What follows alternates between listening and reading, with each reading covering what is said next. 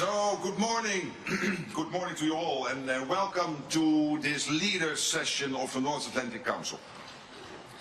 We meet at a dangerous moment for our 1 billion citizens. Russia's war against Ukraine rages on. An assertive grouping of adversaries seeks to divide and challenge us. There's war in the Middle East, terrorism poses a persistent threat, and new technologies bring opportunities, but also many serious security challenges.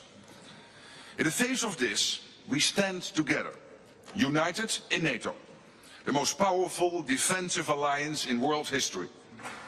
History has shown that North America and Europe working together is a winning combination. Our adversaries know this. Our enduring commitment to Article 5, that an attack on one is an attack on all, sends a powerful message. In this meeting, we will take historic, transformational decisions to make our people safer through a stronger, fairer and more lethal NATO.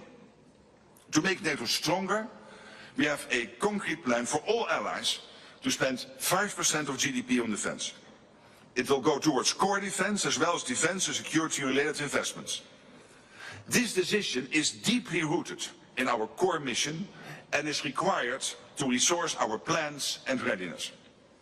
This will also make NATO fairer, to ensure anyone and everyone contributes their fair share for our security.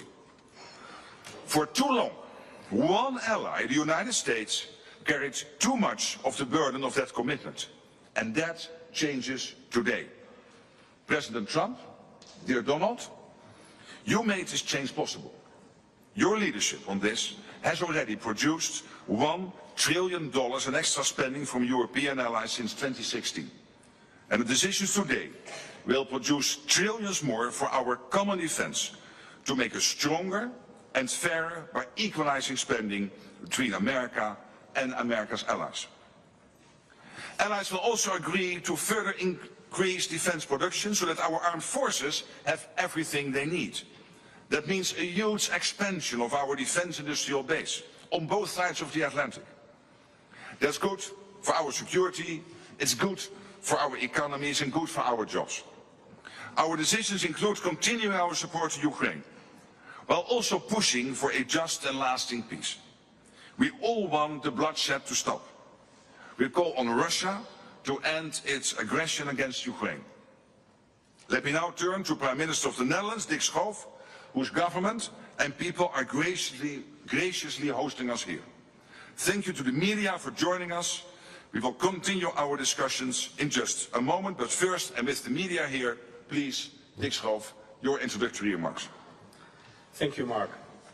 Colleagues, friends, allies, on behalf of the Dutch government, welcome to The Hague.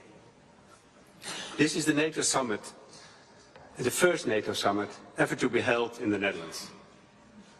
And we are honored to have you here in the city. It has been speaking in the language of peace and justice ever since the first Hague Peace Conference was held in 1899. I'm convinced that after today, The Hague will also be known as a city of collective purpose, unity and resolve. After all, we're about to write history. We're about to make decisions leading to an unprecedented increase in our collective defense spending and a new financial balance in our alliance.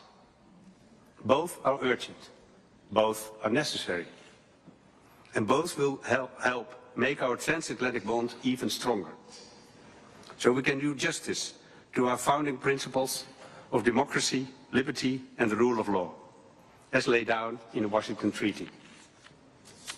The last NATO event held in The Hague was a foreign minister meeting in 1989, just as the Iron Curtain was beginning to break apart on the eve of the Cold War's end. And for a period, we hoped and believed that relations with Russia would continue to thaw. But the end of history turned out to be an illusion. An illusion that was shattered for good when Russia brutally invaded Ukraine. So today, there is a renewed awareness in our ranks that peace cannot be taken for granted. That it must be protected constantly and with conviction.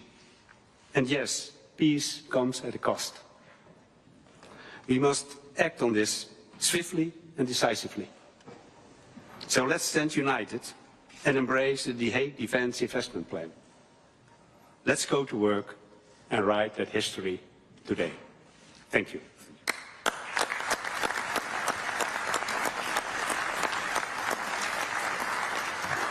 So thank you for the media for joining us, but in the spirit of democracy, I have to ask you to leave the room now. Thank you. Earlier this morning, President Trump and other world leaders attended the welcome ceremony at the 2025 NATO Summit in The Hague, Netherlands. Fuel your success with Forbes. Gain unlimited access to premium journalism, including breaking news, groundbreaking in-depth reported stories, daily digests and more. Plus, members get a front-row seat at members-only events with leading thinkers and doers, access to premium video that can help you get ahead, an ad-light experience, early access to select products including NFT drops and more. Earlier this morning, President Trump and other world leaders attended the welcome ceremony at the 2025 NATO Summit in The Hague, Netherlands. Fuel your success with Forbes. Gain unlimited access to premium journalism, including breaking news, groundbreaking in-depth reported stories, daily digests and more. Plus, members get a front-row seat at members-only events with leading thinkers and doers, access to